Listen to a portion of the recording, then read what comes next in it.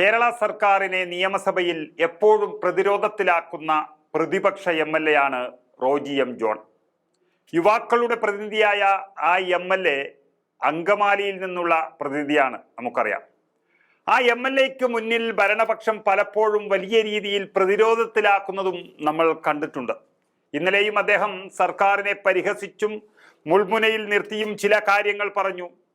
മുഖ്യമന്ത്രിക്കും മുഖ്യമന്ത്രിയുടെ മരുമകനായ റിയാസ് മന്ത്രിക്കും വാഴ്ത്തുപാട്ടുകൾ പാടുന്ന ഇടതുപക്ഷ MLA-മാരുടെ ഗതികേടിനെ കുറിച്ച് പറഞ്ഞുകൊണ്ടാണ് അദ്ദേഹം ധനാഭ്യർത്ഥന ചർച്ചയെ തള്ളിക്കളഞ്ഞത്.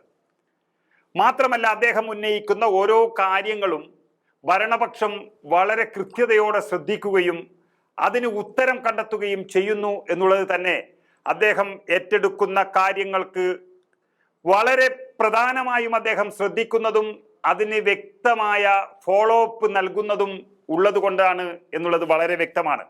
അതായത് അദ്ദേഹം ഏറ്റെടുക്കുന്ന കാര്യങ്ങൾ അതിനൊരു ഉത്തരം കാണുന്നത് വരെ അതിന് പിന്നാലെ പോകുന്ന ഒരു MLA കൂടിയാണ് റോജി എം ജോൺ.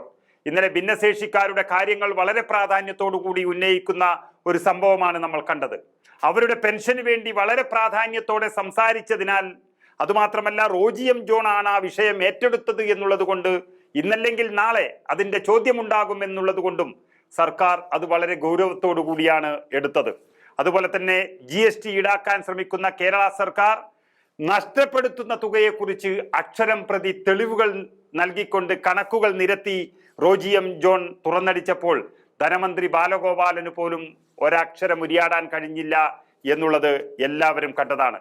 അങ്ങനെ അദ്ദേഹത്തോട് പ്രതികരിക്കാൻ കഴിയാത്ത രീതിയിൽ അദ്ദേഹം പഠിച്ചവതരിപ്പിക്കുന്ന ഒരു MLA ആയി മാറിക്കഴിഞ്ഞു. ഏതായാലും റോജി എം ജോണിന്റെ സഭയിലെ ആ തീപാറുന്ന പ്രകടനം നമുക്ക് ഒന്ന് കണ്ടു നോക്കാം. സർ, ഞാൻ ഈ ധനാഭ്യർത്ഥനകളെ എതിർക്കുകയാണ് സർ. എനിക്ക് ആമുഖമായിട്ട് സൂചിപ്പിക്കാനുള്ളത്, ഈ പൊതുമരാമത്ത് വകുപ്പിന്റെയും ടൂറിസം വകുപ്പിന്റെയും ചർച്ചകൾ നടക്കുന്ന ദിവസങ്ങളിൽ ദയവ് ചെയ്ത് മറ്റ് വകുപ്പുകളുടെ ചർച്ചകൾ വെച്ച് അവരുടെ ആ മന്ത്രിമാരെ അപമാനിക്കരുത്. കാരണം ഇവിടെ ഭരണകക്ഷിയിൽ നിന്ന് സംസാരിക്കുന്ന എല്ലാവർക്കും ഇന്ന് ഈ രണ്ട് വകുപ്പിനെ കുറിച്ചും മാത്രമേ സംസാരിക്കാനും ആ വകുപ്പിന്റെ മന്ത്രിക്ക് വാഴ്ത്തുപാട്ട് പാടാനും മാത്രമേ നേരമുള്ളൂ. ബഹുമാനപ്പെട്ട ധനകാര്യ വകുപ്പ് മന്ത്രിനെയും റവന്യൂ വകുപ്പിനെ കുറിച്ച് പിന്നെ CPI-ക്കാർ ഒന്ന് രണ്ട് പേരോടെ സംസാരിച്ചു. ബാക്കി ആരും പരാമർശിക്കുന്നില്ല സർ. സർ, അതുകൊണ്ട് ഇന്ന് പിന്നെ എനിക്ക് ഇവിടെ അതിനെ സംബന്ധിച്ച് പറയാമല്ലോ, സമ്മേളനത്തെക്കുറിച്ചൊക്കെ ഇവിടെ പറഞ്ഞുകൊണ്ടിരിക്കുന്ന സമയമാണല്ലോ. അപ്പോൾ ഇപ്പോൾ ഈ നിയമസഭയിലൊക്കെ നടക്കുന്നത് കാണുമ്പോൾ ഇപ്പോൾ ഏറ്റവും കൂടുതൽ ചർച്ച ചെയ്തുകൊണ്ടിരിക്കുന്നത് ശ്രീ സഖാവ് M സ്വരാജിന്റെ ഒരു പഴയ പോസ്റ്റാണ്. വർത്തമാനകാല ഇന്ത്യയിൽ മറിച്ചൊരു വിധി ഉണ്ടാകുമെന്ന് നിഷ്കളങ്കരെ നിങ്ങൾ ഇപ്പോഴും പ്രതീക്ഷിച്ചിരുന്നുവോ? എനിക്കിപ്പോൾ ചോദിക്കുന്നത്, വർത്തമാനകാല CPM-ൽ മറിച്ചൊന്നുണ്ടാകും എന്ന് ഇപ്പോൾ ആരും പ്രതീക്ഷിക്കാൻ പാടില്ല എന്നാണ് പറയാനുള്ളത്. സാർ, ഞാൻ മറ്റേ രാഷ്ട്രീയ കാര്യങ്ങളിലേക്കൊന്നും പോകുന്നില്ല.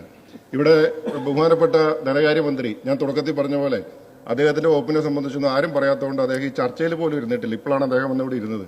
ഞാൻ അതുകൊണ്ട് അദ്ദേഹത്തോട് ചില കാര്യങ്ങൾ വളരെ വിനയപൂർവ്വം അഭ്യർത്ഥിക്കുകയാണ്. സർ, ഒന്ന്, ഈ ഭിന്നശേഷിക്കാരായിട്ടുള്ള നമ്മുടെ നാട്ടിലെ ആളുകൾ, കുട്ടികൾ, അതുപോലെ തന്നെ അവർക്ക് ട്രെയിനിങ് കൊടുക്കുന്ന അവരുടെ സ്പെഷ്യൽ സ്കൂളുകൾ, സർ, ഇവരുടെ കാര്യത്തിൽ ഒരു കരുണയുണ്ടാവും. 18 വയസ്സിന് മുകളിൽ പ്രായമുള്ള ഭൗതിക വെല്ലുവിളികൾ നേരിടുന്നവർക്ക് തൊഴിൽ പരിശീലന കേന്ദ്രങ്ങൾ ആരംഭിക്കാനും ആയിട്ട് കഴിഞ്ഞ നിരവധി വർഷങ്ങളിൽ ബഡ്ജറ്റിൽ ഫണ്ട് പ്രഖ്യാപിച്ചിട്ടുണ്ടെങ്കിലും തൊഴിൽ പരിശീലന കേന്ദ്രങ്ങൾ തുടങ്ങിയോ പരിശീലന കേന്ദ്രങ്ങൾക്കുള്ള സ്ഥാപനങ്ങൾക്കുള്ള സഹായം നൽകിയോ ഇതുവരെ ചെയ്യാതെ ആ ഫണ്ട് ലാപ്സായി പോയിക്കൊണ്ടിരിക്കുകയാണ്. സർ, ഈ വർഷം ബഡ്ജറ്റിൽ തുക പോലും വകയിരുത്തിയിട്ടില്ല.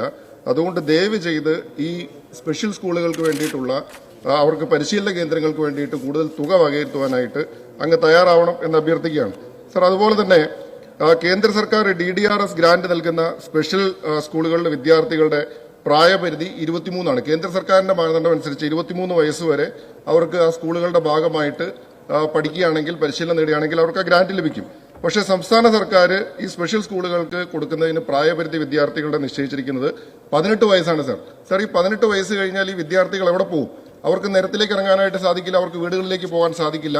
അതുകൊണ്ട് കേന്ദ്ര സർക്കാരിന്റെ മാനദണ്ഡം അനുസരിച്ച് ഈ സ്പെഷ്യൽ സ്കൂളുകളിലുള്ള വിദ്യാർത്ഥികൾക്ക് 23 വയസ്സ് വരെ പോകുന്നവർക്ക് അവർക്ക് ആ ഗ്രാന്റ് കിട്ടാനുള്ള സംവിധാനം സംസ്ഥാന സർക്കാരും കൂടി ഉണ്ടാക്കണം എന്നാണ് എനിക്ക് പറയാനുള്ളത്. സർ, അതുപോലെ തന്നെ സംസ്ഥാനത്ത് നമ്മുടെ ബഡ് സ്കൂളുകളുണ്ട്. ബഡ് സ്കൂളുകളിൽ നമ്മുടെ നാട്ടിൽ നിരവധിയായിട്ടുള്ള ഒരു കുട്ടി ഉണ്ടെങ്കിൽ പോലും ആ ബഡ് സ്കൂളുകൾക്ക് അംഗീകാരവും ധനസഹായവും സർക്കാർ നൽകുന്നുണ്ട്. സർ, അതുപോലെ പക്ഷേ സ്പെഷ്യൽ സ്കൂളുകൾ, ഈ എയ്ഡഡ് അൺഎയ്ഡഡ് ആയിട്ട് നടത്തുന്ന ഏറ്റവും കൂടുതൽ വിദ്യാർത്ഥികൾ പോകുന്നത് ഇത്തരം സ്പെഷ്യൽ സ്കൂളുകളിലാണ്.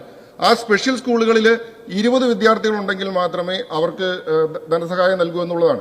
സർ, ബഡ് സ്കൂളിൽ നമ്മൾ ഒരു വിദ്യാർത്ഥിയെങ്കിലും ഉണ്ടെങ്കിൽ അവർക്ക് ധനസഹായം നൽകുകയും മറ്റ് സ്പെഷ്യൽ സ്കൂളുകളിൽ 20 വിദ്യാർത്ഥികൾ ഉണ്ടെങ്കിലേ കൊടുക്കൂ എന്ന് പറയുന്നതും അത് സർ തികച്ചും അന്യായമായിട്ടുള്ള ഒരു കാര്യമാണ്.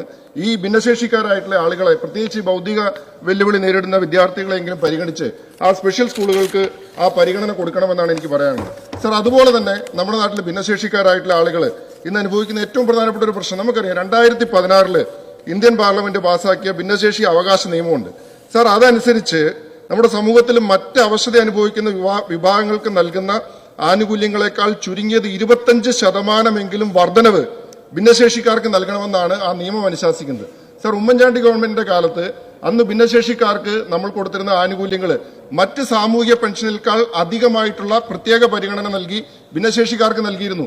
പക്ഷേ സർ, ഈ ഗവൺമെന്റ് വന്നതിന് ശേഷം ഇപ്പോൾ മറ്റു വിഭാഗങ്ങൾക്ക് നൽകുന്ന അതേ പെൻഷൻ തന്നെയാണ് ഭിന്നശേഷിക്കാരായിട്ടുള്ള ആളുകൾക്ക് നൽകുന്നത്. അവിടെ വരുന്നൊരു പ്രശ്നം എന്ന് പറയുന്നത് സർ, അതുപോലെ തന്നെ ഒരു കുടുംബത്തിൽ ഭിന്നശേഷിക്കാരനായ ഒരു വ്യക്തി താമസിക്കുന്നുണ്ടെങ്കിൽ ആ കുടുംബത്തിൽ 1 ലക്ഷത്തിൽ കൂടുതൽ പ്രതിവർഷ വരുമാനമുള്ള സാഹചര്യത്തിൽ കുടുംബത്തിൽ വരുമാനം പോലും ഇല്ലാത്ത ഭിന്നശേഷിക്കാരന് പെൻഷൻ ലഭിക്കാത്ത അവസ്ഥയാണ്. സർ, ഈ കുടുംബത്തിന്റെ വരുമാനം നോക്കിയിട്ട് മാത്രം കാര്യമില്ലല്ലോ, നമുക്ക് വ്യക്തിഗത വരുമാനം കൂടി, ഭിന്നശേഷിക്കാരായിട്ടുള്ള ആളുകളുടെ വ്യക്തിഗത വരുമാനം കൂടി നോക്കണ്ടേ.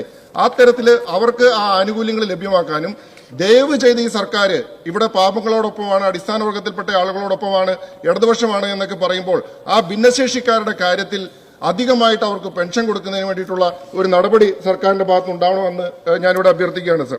അതുപോലെ മറ്റൊരു കാര്യം സർ, നമ്മുടെ GSTയുമായി ബന്ധപ്പെട്ടുകൊണ്ട് ഇവിടെ GST നമുക്കറിയാം, കേന്ദ്ര സർക്കാരും അതുപോലെ തന്നെ GST കൗൺസിലിലെ ധനകാര്യമന്ത്രിമാരും എല്ലാം ഏത് ഐറ്റത്തിനും GST വർദ്ധിപ്പിക്കുമ്പോൾ ധനകാര്യമന്ത്രിമാരെല്ലാവരും വളരെ സന്തുഷ്ടരാണ് സർ.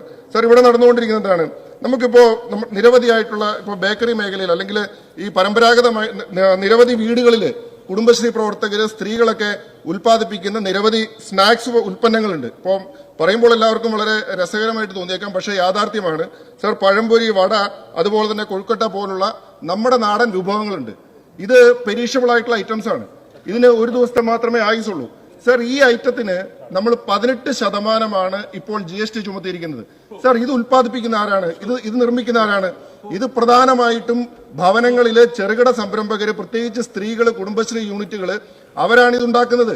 അപ്പോൾ അവരിതിന് 18% കൊടുക്കണമെന്ന് പറയുമ്പോൾ, നികുതി കൊടുക്കണമെന്ന് പറയുമ്പോൾ അത് ബേക്കറികൾ അല്ലെങ്കിൽ കടകൾ ഇതെടുക്കാൻ തയ്യാറാവുന്നില്ല. ഇവർക്കിത് കൊടുക്കാനും സാധിക്കാത്ത അവസ്ഥയാണ്. ഒരു ദിവസം കൊണ്ട് നശിച്ചോ അല്ലെങ്കിൽ 2ാം ദിവസം ഉപയോഗിക്കാൻ പറ്റാത്ത ഉൽപ്പന്നങ്ങളാണ്. അപ്പോൾ ഇത് ദയവ് ചെയ്ത് ബഹുമാനപ്പെട്ട ധനകാര്യമന്ത്രി, ഇത് നമ്മുടെ ഉൽപ്പന്നങ്ങളാണ്, കേരളത്തിന്റെ തനതായിട്ടുള്ള നമ്മുടെ നാട്ടിൽ ഏറ്റവും കൂടുതൽ ഉപയോഗിക്കുന്ന ഉൽപ്പന്നങ്ങളാണ്. ഇപ്പോൾ വടക്കേന്ത്യയിലുള്ള ഇതുപോലെ സമാനമായിട്ടുള്ള സ്നാക്സിന് അവിടെ 5% അതിന് GST. ഇപ്പോൾ ജിലേബി, ലഡു പോലുള്ള സാധനങ്ങൾക്ക് അതിന് 5% GST കൊടുക്കുന്നുള്ളൂ. കാരണം അത് ഒരു ദിവസം കൊണ്ട് പെരീഷബിൾ ആയിട്ടുള്ള ഐറ്റംസ് പോലും അല്ല, അല്ലെങ്കിൽ 24 മണിക്കൂറിൽ കൂടുതൽ ലൈഫുള്ള ഐറ്റംസ് ആണ്. പക്ഷേ 24 മണിക്കൂർ മാത്രം ലൈഫുള്ള ഇത്തരം ഐറ്റത്തിന് 18% GST ഈടാക്കുമ്പോൾ അത് ഈ താഴെത്തട്ടിൽ ഇത് നിർമ്മിക്കുന്ന ആളുകൾക്ക് വലിയ ഒരു പ്രതിസന്ധിയാണ്. അക്കാര്യത്തിൽ ധനകാര്യമന്ത്രി അതിനകത്ത് ഇടപെടുകയും GST കൗൺസിലിൽ ഇതിനു വേണ്ടിയിട്ട് ആവശ്യമായിട്ടുള്ള മാറ്റങ്ങൾ കൊണ്ടുവരാനായിട്ട് ശ്രമിക്കണം എന്നുമാണ് എനിക്ക് സൂചിപ്പിക്കാനായിട്ടുള്ളത് സർ. അതുപോലെ തന്നെ മറ്റൊരു കാര്യം സർ, MLA ഫണ്ടുമായി ബന്ധപ്പെട്ടുകൊണ്ടിട്ടാണ് സർ. MLA ഫണ്ടിൽ നമ്മളിപ്പോൾ കണ്ടുകൊണ്ടിരിക്കുന്നതാണ്. ഇപ്പോൾ MLA ഫണ്ടിൽ നിന്ന് ടൈല് വിരിക്കാനായിട്ട് നമ്മൾ നിർദ്ദേശം കൊടുത്താൽ അതിന് വേണ്ടിയിട്ട് സ്പെഷ്യൽ സാക്ഷന് വേണ്ടിയിട്ട് സെക്രട്ടേറിയറ്റിൽ വരേണ്ട അവസ്ഥയാണ് സർ. സർ, എന്താണിത് സർ? നമുക്ക് ജില്ലാ കളക്ടർമാർ എത്രയോ നാളുകളായിട്ട് അത് ചെയ്തുകൊണ്ടിരുന്നതാണ്. ഇവിടെ 140 MLAമാരെയും ബാധിക്കുന്ന ഒരു വിഷയമാണ്. അപ്പൊ അതുകൊണ്ട് ഒരു ടൈല് വിരിക്കുന്ന, ഒരു റോഡിന് ടൈല് വിരിക്കാൻ വേണ്ടിയിട്ട് അതിന്റെ സ്പെഷ്യൽ സാക്ഷന് വേണ്ടിയിട്ട് സെക്രട്ടേറിയറ്റിൽ വരണമെന്ന് പറഞ്ഞാൽ സെക്രട്ടേറിയറ്റിൽ ധനകാര്യ വകുപ്പിൽ ഇരിക്കുന്നവർക്ക് ഒരു പണിയില്ല സർ. അത് കളക്ടറേറ്റിലിരിക്കുന്ന ആളുകളെ നിങ്ങൾക്ക് വിശ്വാസം ഇല്ലാഞ്ഞിട്ടാണോ സർ? അത് ദയവ് നമ്മളിത് അഡ്മിനിസ്ട്രേറ്റീവ് എഫിഷ്യൻസിയെ കുറിച്ചൊക്കെ സംസാരിക്കുന്ന കാലമല്ലേ, എന്തിനാണ് വെറുതെ ഈ ഫയല് മാസങ്ങളോളം അങ്ങോട്ടും ഇങ്ങോട്ടും തട്ടിക്കൊണ്ടിരിക്കുന്നത്? അക്കാര്യത്തിൽ ധനകാര്യമന്ത്രി ഒരു ഇടപെടൽ നടത്തണം. അതുപോലെ തന്നെ MLA ഫണ്ടിൽ നിന്ന് സ്കൂളിന്റെ കളിസ്ഥലങ്ങളും അതുപോലെ തന്നെ പാർക്കും ഒക്കെ നിർമ്മിക്കാൻ വേണ്ടിയിട്ട് തദ്ദേശ സ്ഥാപനങ്ങളുടെ കീഴിലുള്ള അല്ലെങ്കിൽ മറ്റ് സർക്കാർ വകുപ്പുകളുടെ കീഴിലുള്ള സ്ഥലങ്ങളിൽ നമുക്ക് അനുമതിയില്ല. അതിന് സ്പെഷ്യൽ സാങ്ഷൻ മേടിക്കണം സർ. ഇത് ഇങ്ങനെ സ്പെഷ്യൽ സാങ്ഷൻ ഓരോ MLA ഫണ്ടിൽ നിന്നും ഓരോ ചെറിയ കാര്യങ്ങൾ ചെയ്യാൻ വേണ്ടിയിട്ട് സ്പെഷ്യൽ സാങ്ഷന് വേണ്ടിയിട്ട് എല്ലാ ഫയലുകളും ധനകാര്യ വകുപ്പിൽ വരണമെന്ന് പറഞ്ഞാൽ നമുക്ക് എങ്ങനെയാണ് സാർ മുന്നോട്ട് പോകാൻ സാധിക്കുന്നത്? അപ്പൊ അക്കാര്യത്തിൽ ധനകാര്യമന്ത്രി ഇടപെട്ട് അതിനാവശ്യമായിട്ടുള്ള ഒരു മാറ്റങ്ങൾ കൊണ്ടുവരണം. നമുക്ക് സാമ്പത്തിക പ്രതിസന്ധി ഉണ്ടെന്ന് പറയുന്നത്. ഞാനൊരു നിർദ്ദേശം ചോദിക്കുകയാണ് സാർ. ഈ MLA ഫണ്ടിൽ നിന്നും ചെയ്യുന്ന പ്രവൃത്തികൾ റവന്യൂ ജനറേറ്റിംഗ് ആയിട്ടുള്ള വർക്കുകൾ പാടില്ല എന്ന് എന്ത് നിയമമാണ് സാർ? റവന്യൂ ജനറേറ്റിംഗ് ആയിട്ടുള്ള വർക്കുകൾ നമുക്ക് എന്തുകൊണ്ട് ഏറ്റെടുത്തുകൂടാ? ഒരു പഞ്ചായത്തിന്റെ ഒരു ഷോപ്പിംഗ് കോംപ്ലക്സ് നിർമ്മിക്കാനായിട്ട് എന്തുകൊണ്ട് MLA ഫണ്ട് വിനിയോഗിച്ചുകൂടാ? നമുക്ക് നമ്മുടെ സംസ്ഥാനത്തിന്റെ ഖജനാവിലേക്ക് അത് ലാഭമല്ലേ കൊണ്ടിരുന്നത് സാർ? നമുക്ക് ഇവിടെ നമ്മൾ GST കുറിച്ച് സംസാരിക്കുന്നു സാർ. നമ്മൾ എന്താ കാണേണ്ടത്? എന്റെ അടുത്ത് 2025 ഫെബ്രുവരിയിലെ കണക്കുണ്ട് സാർ. 2025 ഫെബ്രുവരിയിലെ കണക്കനുസരിച്ചിട്ട് നമ്മുടെ GST കളക്ഷനിൽ ഉണ്ടായിരിക്കുന്ന വർധനം എന്ന് പറയുന്നത് കേവലം 8% മാത്രമാണ്. ഇന്ന് തൊട്ടടുത്ത സംസ്ഥാനം കർണാടകത്തിലും തമിഴ്നാട്ടിലുമൊക്കെ 10% വർധനമുള്ളപ്പോൾ നമുക്ക് 8% മാത്രമാണ് വർധനവ്. നമുക്ക് ഇവിടെ പറയുന്നുണ്ടല്ലോ, നമ്മൾ നികുതി കൂടുതൽ ആളുകളെ GST പരിധിയിൽ കൊണ്ടുവരണം. വ്യവസായ വകുപ്പ് മന്ത്രി ഇവിടെ ഇരിക്കുന്നുണ്ട്. ഏതാണ്ട് 3.5 ലക്ഷം സംരംഭങ്ങൾ കഴിഞ്ഞ 3 വർഷം കൊണ്ടുണ്ടായി എന്നാണ് അദ്ദേഹം പറയുന്നത്. സാർ, കേരളത്തിൽ GST തുടങ്ങിയ കാലം മുതൽ ഇതുവരെ നമുക്ക് GST രജിസ്ട്രേഷൻ ഉള്ള മൊത്തം 3.5 ലക്ഷം ആളുകളാണുള്ളത്. അപ്പൊ 3.5 ലക്ഷം സംരംഭങ്ങൾ കഴിഞ്ഞ 3 വർഷം കൊണ്ട് ഉണ്ടായിട്ടുണ്ട് എങ്കിൽ അതിൽ എത്ര പേര് പുതിയതായിട്ട് അഡീഷണൽ ആയിട്ട് GST നെറ്റിനുള്ളിൽ വന്നിട്ടുണ്ട് എന്ന് ബഹുമാനപ്പെട്ട മന്ത്രി മറുപടി പറയുമ്പോൾ ആ കണക്കൊന്ന് പറഞ്ഞാൽ നന്നായിരിക്കും സാർ. അതുപോലെ തന്നെ IGSTയിൽ എന്റെ അടുത്ത് കണക്കുകളുണ്ട് സാർ. IGSTയിൽ നമുക്കുണ്ടായിരിക്കുന്ന വർധനം എന്ന് പറയുന്നത് കേവലം 6% മാത്രമാണ്. ഒരു ഉപഭോക്തൃ സംസ്ഥാനമായിട്ടുള്ള കേരളത്തില് എത്ര അധികമായിട്ട് വർധനം ഉണ്ടാവേണ്ടതാണ് സാർ? തമിഴ്നാടിന് 17%, കർണാടകയ്ക്ക് 10% ഒക്കെ വർധനം ഉണ്ടായപ്പോൾ നമുക്ക് കേവലം 6% മാത്രമാണ്. അപ്പോ ഗുലാത്തി ഇൻസ്റ്റിറ്റ്യൂട്ടിന്റെയൊക്കെ പഠനത്തിൽ പറഞ്ഞിട്ടുള്ള കേരളത്തിന് ഏതാണ്ട് 25,000-ഓളം കോടി രൂപ IGST ഇനത്തിൽ മാത്രം നഷ്ടപ്പെട്ടിട്ടുണ്ട് എന്നുള്ള ഗുലാത്തി ഇൻസ്റ്റിറ്റ്യൂട്ടിന്റെയൊക്കെ പഠനങ്ങളെ സാധൂകരിക്കുന്ന തരത്തിലുള്ള റിപ്പോർട്ടുകളും കണക്കുകളുമാണ് ഇപ്പോൾ വന്നുകൊണ്ടിരിക്കുന്നത്. ഇവിടെ 57,000 കോടി നമുക്ക് നഷ്ടപ്പെട്ടു എന്ന് പറയുന്നുണ്ടല്ലോ സാർ. 57,000 കോടി നഷ്ടപ്പെട്ടു എന്ന് പറയുന്നത് കേന്ദ്ര സർക്കാരിൽ നിന്ന് തരാണ്. നമുക്ക് കേന്ദ്രത്തിൽ നിന്ന് എത്ര കിട്ടിയാലും അത് അധികമായിട്ട് കിട്ടണമെന്ന് ആഗ്രഹിക്കുന്നവരാണ് ഞങ്ങൾ എല്ലാവരും. പക്ഷെ നമ്മുടെ സംസ്ഥാനം ഈ IGST ഇനത്തിലും ഈ GSTയിൽ നമുക്ക് കൂടുതൽ ആളുകളെ GSTയുടെ പരിധിയിൽ കൊണ്ടുവരാൻ സാധിക്കാത്തത് മൂലം നമുക്ക് SGSTയിൽ ഉണ്ടായിക്കൊണ്ടിരിക്കുന്ന നഷ്ടവും ഇതെല്ലാം കണക്കിലെടുത്താൽ 10,000-കണക്കിന് കോടി രൂപയാണ് സർ നമുക്ക് നമ്മുടെ ഖജനാവിലേക്ക് വരേണ്ടുന്ന തുക വരാതെ നമുക്കുണ്ടായിക്കൊണ്ടിരിക്കുന്ന നഷ്ടം. അപ്പോൾ അതുകൊണ്ട് ഇത് പരിഹരിക്കുന്നതിന് വേണ്ടിയിട്ടുള്ള ഇടപെടൽ സർക്കാരിന്റെ ഭാഗത്തു നിന്ന് ഉണ്ടാവണം എന്നാണ് പറയാനുള്ളത്. സർ, ഒരു കാര്യം കൂടി പറഞ്ഞുകൊണ്ട് അവസാനിപ്പിക്കുകയാണ്. സർ, ഇവിടെ എല്ലാ കാര്യങ്ങളും പറയുമ്പോൾ MLA-മാര് ഫണ്ട് കൊടുത്തതിന്റെയൊക്കെ കണക്ക് പറയുന്നുണ്ട് സർ. ഞങ്ങൾ ഈ കഴിഞ്ഞ കുറെ നാളുകളായിട്ട് പരിശോധിച്ചുകൊണ്ടിരിക്കുകയാണ്.